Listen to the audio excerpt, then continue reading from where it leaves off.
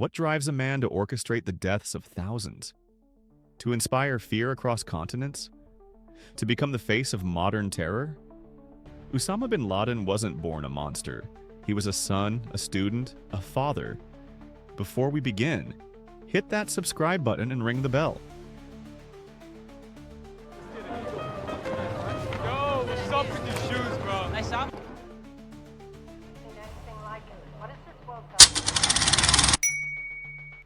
This is a story you won't want to miss a single second of. Osama bin Laden was born in 1957 in Riyadh, Saudi Arabia, the 17th of 52 children in a billionaire family. His father, Mohammed, built an empire constructing palaces and mosques, including expansions to the holy sites of Mecca and Medina. Osama grew up in privilege, surrounded by wealth and religious piety. But beneath the surface, there were cracks. His father was distant, and Osama's mother, Aliyah, was a Syrian outsider in the family, divorced when Osama was young.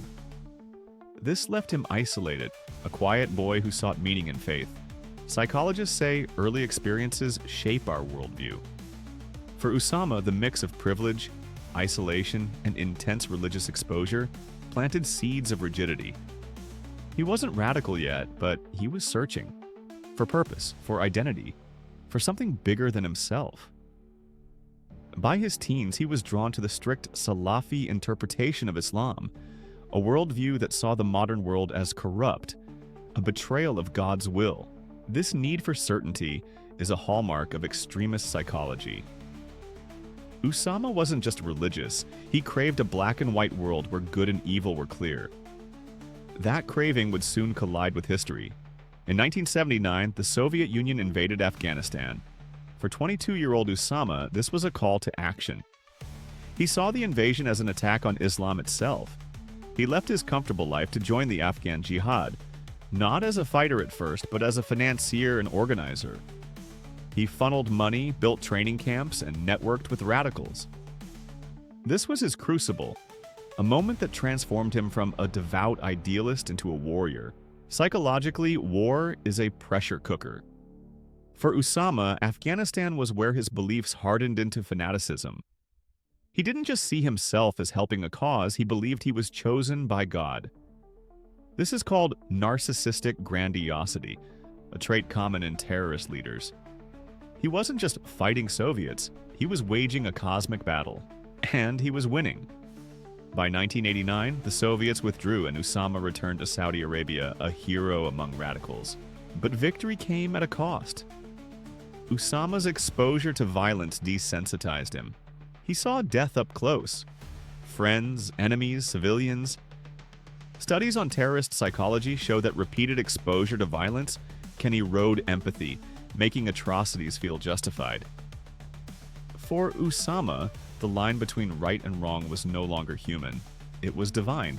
The early 1990s were a turning point. When Iraq invaded Kuwait in 1990, Saudi Arabia allowed U.S. troops to station on its soil. Land Osama considered sacred. To him, this was blasphemy. He offered to defend Saudi Arabia with his mujahideen, but the royal family rejected him. This rejection was a psychological blow. He felt betrayed by the country he'd fought for, the faith he'd defended. His anger turned outward. In 1988, Osama had co-founded Al-Qaeda, meaning the base, a network to continue the jihad. But now his mission expanded. He didn't just want to fight invaders, he wanted to dismantle the West and its allies whom he blamed for corrupting Islam. This is where we see another psychological trait: cognitive distortion. Osama's worldview became a conspiracy where the US, Israel, and secular Muslim governments were all part of a grand plot against Islam. Everyone was an enemy. By 1996, exiled in Sudan and later Afghanistan, Osama declared war on the United States. His fatwas called for attacks on civilians, a line even some radicals hesitated to cross. Psychologically, this escalation shows moral disengagement. He dehumanized his enemies, seeing them as obstacles to God's plan. This is how a man who once built schools for Afghan children could justify bombing embassies and skyscrapers. September 11, 2001. 4 planes, nearly 3,000 lives. The world stopped. But for Osama bin Laden, this was his masterpiece. The 9/11 attacks weren't just acts of terror. They were a psychological weapon designed to provoke fear, division, and war. To understand his mind at this point, we need to look at charismatic leadership. Osama wasn't on those planes, but he inspired men to die for him.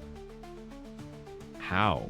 Psychologists studying terrorists note that leaders like Osama exploit vulnerability.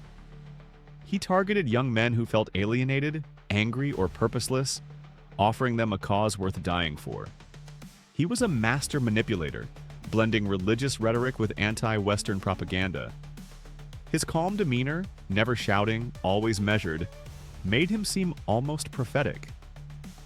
This is charismatic authority, a trait that lets leaders like him bypass logic and tap into raw emotion. But what about guilt? Did he feel anything for the lives lost? Likely not. By 2001, Osama's empathy was gone, replaced by a single-minded obsession with his mission. He saw 9/11 as a victory, not a tragedy. This is the final stage of terrorist psychology. Total ideological commitment. The cause becomes the self and nothing else matters.